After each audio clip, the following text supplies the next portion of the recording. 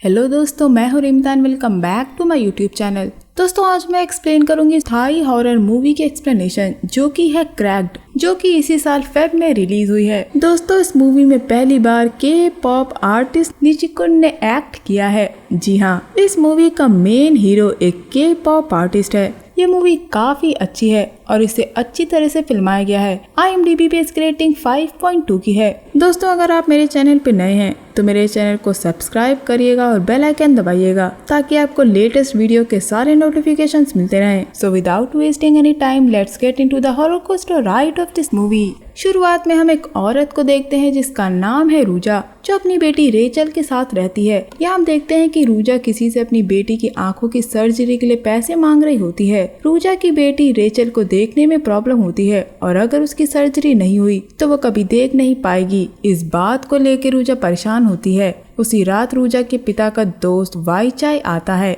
और रूजा से कहता है कि उसे वापस थाईलैंड आना चाहिए क्योंकि वो उसे कुछ बताना चाहता है। रूजा जाना नहीं चाहती। हम देखते हैं कि उस रात रूजा अपनी बेटी के साथ सो रही होती है और आधी रात जब वो मुड़ती है तो उसके बगल में उसकी बेटी नहीं बल्कि एक डरावनी औरत लेटी होती है जो उससे कहती है कि तुम्हें वापस नहीं जाना चाहिए। ये देख के रूजा डर जाती है और तभी उसकी आँख खुलती है, लेकिन ये सपना रूजा देख रही थी और जब उसकी आँख खुलती है तो वो थाईलैंड आ चुकी थी। रूजा अपने घर वापस आई है जहाँ उसका बचपन बीता। रेचल के पूछने पे रूजा बताती है कि वो उस घर में सिर्फ कुछ दिन के लिए ही रहेंगे। हम रेचल को एक कमरे में जाता देखते हैं जहाँ रूजा की फैमिली की फोटो लगी होती है। तभी वहाँ रूजा आती है और उस फोटो में रूजा के पिता की आंखें असली लग रही थी। ये देखने के बाद रूजा रेचल को वहाँ से लेके चली जाती है, जिसके बाद हम दा को देखते हैं जो कि रूजा की बेबी सिटर थी। तभी वाईचाई आके रूजा से कहता है कि वो स्टूडियो में आए, कुछ है जो उसे रूजा को दिखाना है। पहले रूजा मना करती है लेकिन बाद में वो स्टूडियो जाती है। उस स्टूडियो में हम एक औरत की 2 पेंटिंग्स को देखते हैं जिसे रूजा के पिता ने बनाया था। उसमें से जो पहली पेंटिंग थी उसे कई मिलियंस में एक आदमी को बेचा गया था,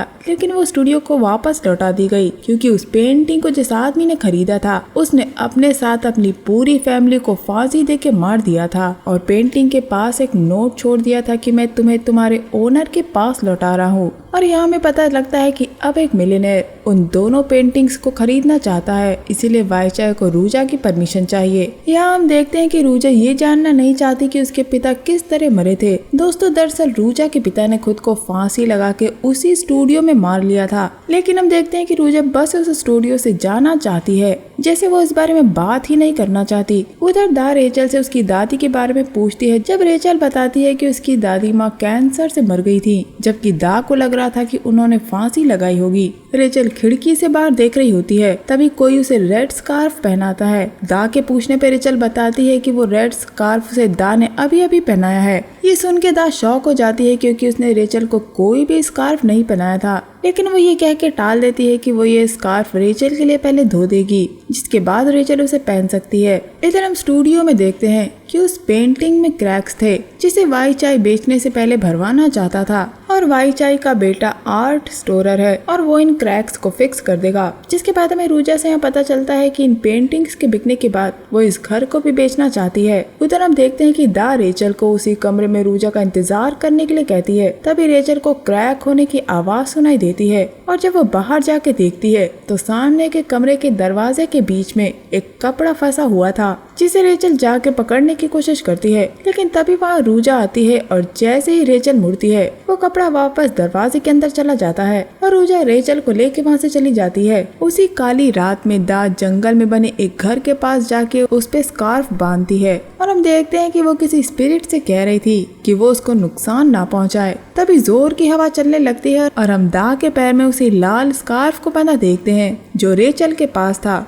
और वो स्कार्फ दा को खींचता ले जा रहा था, लेकिन कुछ पल बाद दा का पैर स्कार्फ से छूट जाता है और वो वहाँ से भाग जाती है। इधर घर में रेचल अपनी माँ से पूछती है कि वो अपने दादाजी की पेंटिंग क्यों नहीं देख सकती, जिसपे रूजा रेचल को बताती है कि वो पेंटिंग देखने के बाद रेचल को बुरे सपने आएंगे और रेचल उन पेंटिंग्स को ना देखने के लिए मान जाती है। तभी हम पास्ट में जाते हैं और कुछ ऐसा ही सवाल रूजा ने अपनी माँ से पूछा था कि उसके डैड उसकी माँ की ऐसी पेंटिंग क्यों बनाते हैं, जिसपे उसकी माँ ने कहा था कि ये सब तुम्हारे डैड को पेंटिंग बनाने में मदद करता है। लेकिन उस वक्त रूजा ने अपनी माँ से पूछा था कि उसकी माँ रो क्यों रही थी, रूजा की माँ उसे अपने डैड के स्टूडियो में ना जाने के लिए कहती हैं और यही बात याद करके प्रेजेंट में रूजा रो रही होती है और अब वो और रेचल सो जाते हैं। जब रूजा की आँख खुलती है तो वहाँ से रेचल गायब हो चुकी थी। रूजा रेचल को नीचे चलता हुआ देखती है, तभी रेचल की आवाज उसे सामने से सुनाई देती है। एक पल रूजा को ये सब कुछ समझ नहीं आता और अब वो रेचल को देखने सामने के कमरे में जाती है। जब एक हाथ बेड के नीचे से निकलता है और वो रेचल को पकड़ लेता है।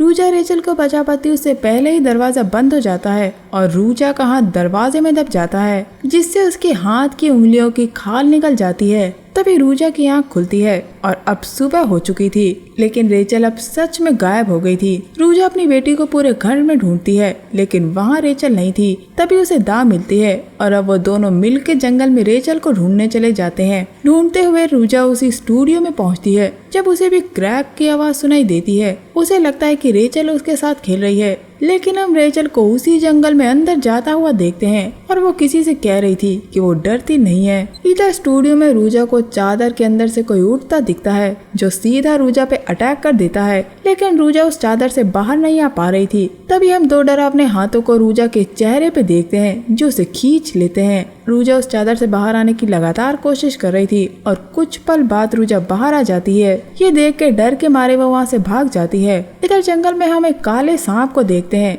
जो रेचल को काटने ही वाला था, लेकिन तभी उसे कोई बचा लेता है और यहाँ एंट्री होती है इस मूवी के मेन कैरेक्टर की, यानी अपने हीरो की, जो कि है टिम। अब टिम रेचल को रूजा के पास ले जाता है और कहता है कि रेचल उसे जंगल में मिली थी। रूजा रेचल से पूछती है कि वो अकेले कहाँ चली गई थी, जिसपे रेचल बताती है कि वो एक लाल स्कार्फ वाली औरत के साथ जंगल में गई थी, लेकिन रूजा को इस पे विश्वास नहीं था, इसलिए वो रेचल को डांटती है। लेकिन कुछ पल बाद वो उस पे चिल्लाने के लिए उससे माफी मांगती है। इसके बाद हम घर का सीन देखते हैं जहाँ ये तीनों बैठे होते हैं। तभी हम देखते हैं कि टिम रेचल से कहता है कि वो उसकी ड्राइंग बनाएगा। रेचल टिम के साथ काफी अच्छे से घुल मिल जाती है और रेचल को टिम के साथ रहना अच्छा लगता है। अब रूजा टिम से पूछती है कि पेंटिंग्स को सही करने में कितना वक्त लगेगा, जिसपे टिम कहता है कि इसके लिए उसे पहले पेंटिंग्स देखनी होंगी। इसके बाद हम देखते हैं कि टिम स्टूडियो में पहुंच के पेंटिंग्स को देखता है और वहाँ पे उसे एक बॉक्स गिरा दिखता है जिसमें कुछ पुरानी फोटोज थी। तभी उसे क्रैक की आवाज सुनाई देती है और टिम देखता है कि पेंटिंग की औरत की आंखों में क्रैक पड़ गए थे।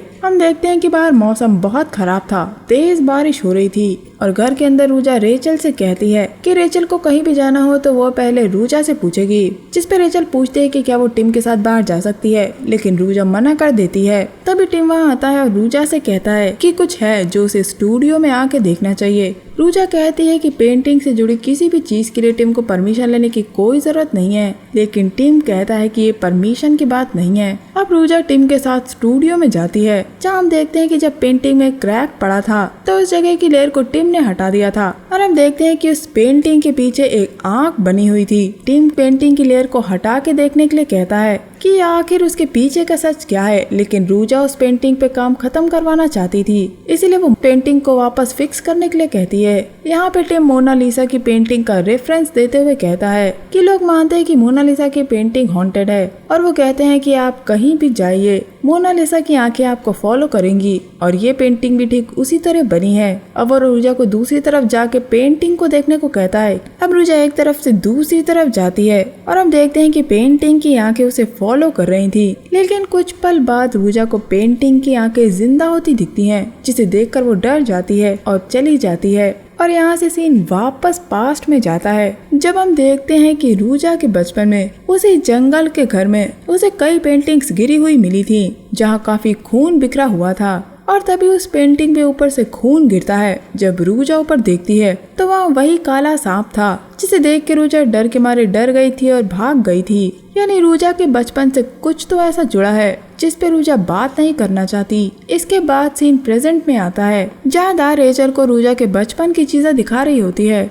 तभी रेचल रूजा की एक बचपन की ड्रेस को दिखाते हुए पूछती है कि क्या वो उसे पहन सकती है। ये देख के रूजा गुस्सा हो जाती है और रेचल को ड्रेस पहनने से मना कर देती है और गुस्से में उसे अपने साथ ले जाती है, जहाँ रूजा को हम वॉशरूम में गुस्से में देखते हैं और उस सिंक में रूजा को वही काला सांप दिखता है, जिसे देखकर रूजा डर जाती है, लेकिन वो सांप कुछ पल बाद गायब हो जाता है। और जब रूजा बाहर आती है तो रेचल उससे कहती है कि बेड के नीचे कोई है। तब रेचल बेड के नीचे देखती है तो वो वहाँ किसी को पाती है और कमरे में अंधेरा हो जाता है। और जब रूजा बेड के पास जाके देखती है तो एक डरावनी सी औरत रेचल को गोद में लेके बैठी होती है, जिसने रेचल की आंखें फोड़ दी थी। और हम रेचल को ये कहता हुआ देखते हैं कि वो कुछ नहीं देख पा रही है। और तभी हम उस काले सांप को रेचल की आंखों के अंदर से रेंगता हुआ देखते हैं। तभी वो रेड स्कार्फ रूजा का गला पकड़ लेता है और उसका गला दबाना शुरू करता है। और कुछ पल बाद ये सब कुछ रुक जाता है। ये सब होने के बाद वो अपनी बेटी को लेकर उस घर से जा रही होती है,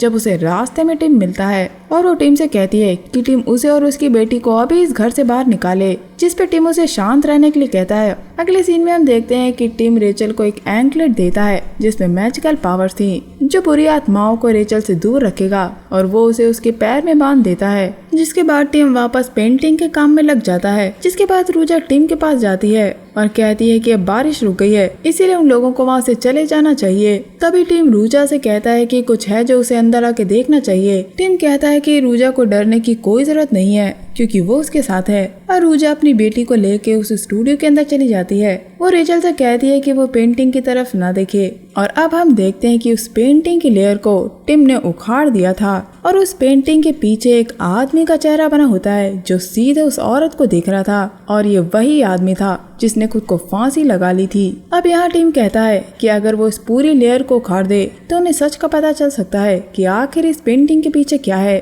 लेकिन रूजा ये सब कुछ नहीं जानना चाहती थी। वो बस अपनी बेटी को लेके वहाँ से जाना चाहती थी। जिसके बाद हम देखते हैं कि टिम इन लोगों को वहाँ से ले जा रहा होता है और बीच रास्ते इनकी कार खराब हो जाती है। रेचल उस जंगल में किसी को जाता हुआ देखती है और अचानक से वो औरत ऊपर से लटक रही होती है। ये देख के रेचल डर जाती है और जब टिम और रूजा पीछे पलट के देखते हैं तो रेचल गायब हो चुकी थी। अब ये लोग रेचल को ढूंढने जंगल में जाते हैं, जहाँ रेचल के पैर में बंधे एंकलेट की आवाज इन्हें सुनाई देती है और रूजा उस तरफ चली जाती है। जब वो रेड स्कार्फ से पकड़ लेता है और उसे खींचता हुआ उसे घर के सामने ले जाता है, जहाँ बचपन में रूजा ने उन पेंटिंग्स को देखा था। और रूजा उस घर में एक बच्चे की डरावनी फोटो देखती है। जब उसे अपनी बेटी की आवाज सुनाई पड़ती है और वो बाहर जाके देखती है तो दा रेचल को वहाँ के गड्ढे में धक्का देके उसे मारना चाहती थी, क्योंकि उसी रेड स्कार्फ वाली औरत की आत्मा ने दा से कहा था कि दा उन सबको मार दे, नहीं तो वो औरत दा को मार देगी। दा कहती है कि अगर रूजा अपनी बेटी की जान बचाना चाहती है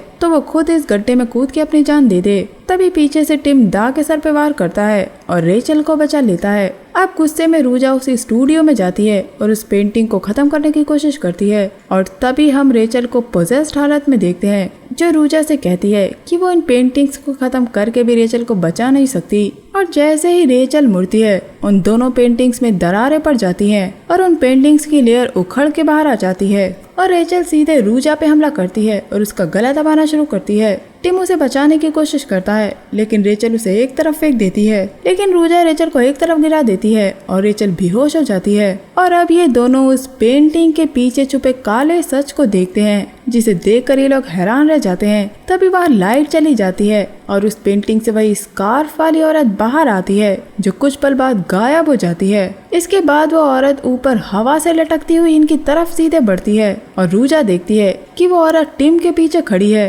जिसे देखकर रूजा डर जाती है। तभी वहाँ वाई चाई आता है, जिससे रूजा कहती है कि वाई चाई उसको और उसकी बेटी को इस जगह से तुरंत बाहर निकाले। और वाई चाई भी उन पेंटिंग्स के पीछे के सच को देखता है। और यहाँ था एक ट्विस्ट, जब टिम रूजा को मार के बेहोश कर देता है। जब रूजा को होश आता है तो वो देखती है कि टिम ने वाई चाई और रूजा को बांध दिया था। अब टिम वाई चाई से उन पेंटिंग्स का सच पूछता है और वाई चाई यहाँ सारा सच बताता है कि उस रात रूजा के पिता ने एक पार्टी रखी थी और रात की असली पार्टी में रूजा के पिता ने अपने दो खास दोस्तों को रोका था और उनके सामने अपनी फेवरेट मॉडल को यानी प्रांग को एज अ सरप्राइज पेश किया था। रूजा के पिता चाहता था कि उसके दोनों गेस्ट उसकी इस आर्टिस्ट क्रिएशन में हिस्सा लें। वाई चाई और वो दोनों आदमी प्रांग के पास बिना कपड़ों के बैठ गए थे और इसी सीन को रूजा के पिता ने अपनी पेंटिंग में बनाया था। लेकिन फाइनल पेंटिंग में रूजा के पिता ने उन आदमियों को पेंटिंग से छुपा दिया था। उस पेंटिंग के बनने के बाद उन्हीं में से एक आदमी ने उस पेंटिंग को ऊंचे दाम में खरीद लिया था और सबसे पहले वही आदमी मरा था।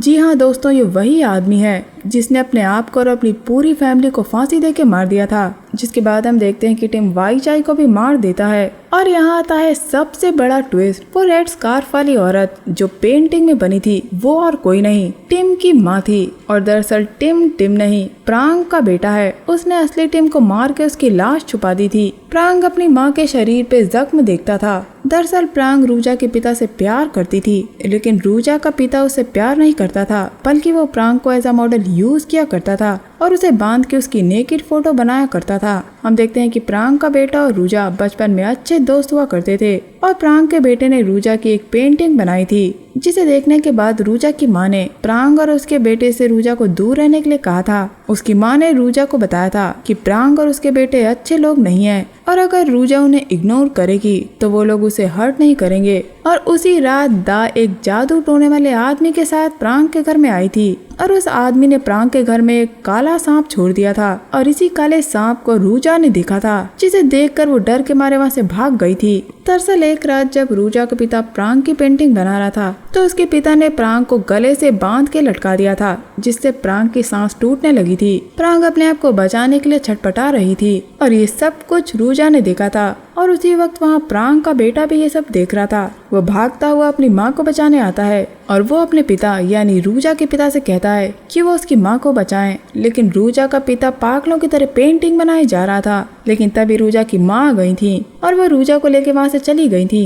प्रांग का बेटा उन दोनों से मदद मांगता रहा, लेकिन रूजा और उसकी माँ ने उसकी मदद नहीं करी। प्रेजेंट के सीन में हम देखते हैं कि प्रांग का बेटा रूजा से कहता है कि अब वो रेचल को फांसी लगा देगा और अब रूजा को पता चलेगा कि किसी अपने को खोना कैसा लगता है। वो अपने बैग से कुछ चीजें निकालता है, लेकिन दरअसल उसके बैग में वही काला सांप था जो प्रांग के बेटे को काट लेता है और उस बैग में उस काले सांप को दा ने रखा था। वो प्रांग की पेंटिंग के पीछे छुपे असली सच को बाहर लाना चाहती थी, इसीलिए उसने उस सांप को उस बैग में रखा था, ये सोचकर कि वो असली टिम का बैग है। दा को ये नहीं पता था कि दरअसल वो असली टिम का नहीं, प्रांग के बेटे का ही बैग है। अब प्रांग का बेटा गोली से उस सांप को मारना शुरू करता है और इसी मौके का फायदा उठा के रूजा अपने आप को छुड़ा लेती है, लेकिन प्रांग का बेटा रूजा का गला दबाना शुरू करता है, लेकिन रूजा उसके पैर पे वार कर देती है, जिसके बाद वो उस काले सांप को भी मार देती है। प्रांग का बेटा रूजा पे वार करता है, लेकिन रूजा उसकी आंखों में केमिकल फेंक देती है, जिससे प्रांग का बेटा कुछ देख नहीं पा रहा था। अब रूजा उन दोनों पेंटिंग्स को उस पे फेंकती है और उस पे शराब की बोतल फोड़ देती है और उस पे आग लगा देती है, जिससे प्रांग का बेटा और वो स्टूडियो जलने लगते हैं